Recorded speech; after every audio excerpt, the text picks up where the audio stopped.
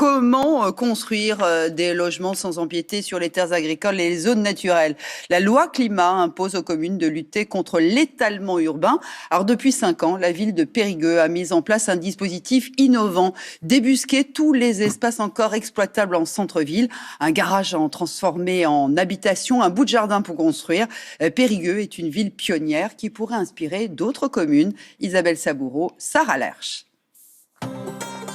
Périgueux, 990 hectares et plus un seul terrain disponible. Alors depuis 5 ans, des urbanistes mandatés par la ville tentent de convaincre des propriétaires de se séparer d'un bout de leur jardin pour y construire une maison. Bonjour. Ces retraités viennent de vendre le fond de leur jardin à un couple et dans 1 an, ils auront ici de nouveaux propriétaires. Et oui, je vois bien là la parcelle. Voilà, nous avons mis une ficelle pour délimiter à peu près. Pour bien se rendre compte, oui. Et là, il a été borné. Et D'accord. cette parcelle représente à peu près une superficie de 310 mètres carrés. Ils vont avoir un bout de leur jardin ici, voilà. Voilà, tout à fait. On a dit, on va se séparer de cette partie où on était peu finalement. Mais on aurait pu le vendre 10 fois. Hein. Sur les 600 propriétaires qu'elle a rencontrés, un quart a accepté l'idée de voir un nouveau logement se construire dans le jardin. Une solution pour éviter la fuite des familles en dehors des villes. Ce qu'il faut plutôt stimuler, c'est les opportunités pour que les gens puissent accéder à la propriété en plein cœur d'agglomération, là où se trouvent tous les services et les emplois, pour qu'ils évitent d'utiliser la voiture, par exemple. C'est qu'aujourd'hui, les gens, ils n'ont pas forcément le choix. Aujourd'hui, ceux qui rêvent du pavillon avec jardin s'éloignent un peu plus en périphérie. Souvent la seule solution pour avoir un peu d'espace est faire courir les enfants. Mais à quel prix ? 30 000 hectares de forêt et de terrains agricoles sont grignotés chaque année, alors qu'en 2030, il faudra diviser par 2 ces surfaces bétonnées. Sylvie Binot voulait déménager, mais rester en centre-ville, dans une maison de plein pied. Alors, elle a partagé son terrain et fait construire, juste en bas de chez elle, en lieu et place de son ancien potager. Alors voilà, c'est la maison que j'avais avant d'habiter ici. Donc c'est une maison qui avait 3 niveaux. Et donc pour moi, c'était d'abord trop grand et un peu dangereux avec les escaliers.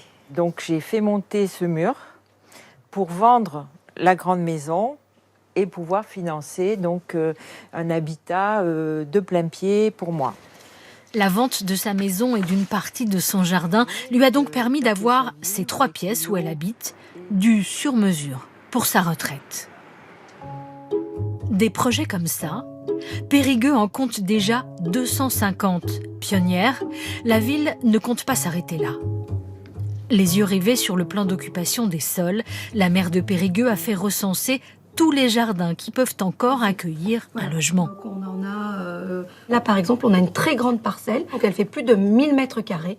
L'habitation est bien en bord de rue et il y a une autre rue sur le côté qui va permettre de créer comme ça un nouveau logement à l'arrière.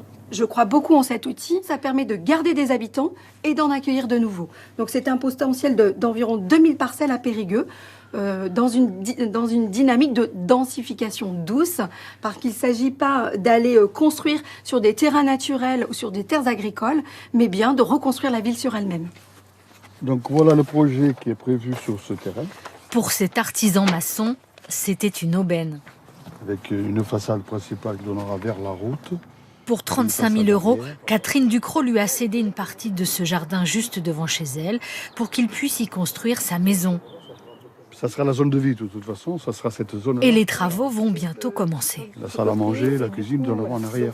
Trouver un terrain en centre-ville aujourd'hui, c'est rare. Trouver ça. Alors moi je dirais c'est un coup de dé quoi, c'est un coup de chance quoi. Je pense même pas qu'il n'existe plus, sauf dans ces partages-là. Quand les gens qui sont propriétaires d'une maison, qui ont un morceau de terrain, il n'y a que ceux qui peuvent encore crier de la construction impérieuse, notamment il n'y en a plus.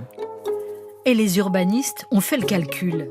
Si seulement 1% des propriétaires partageaient leurs parcelles, cela permettrait d'y construire l'ensemble des nouveaux logements nécessaires chaque année.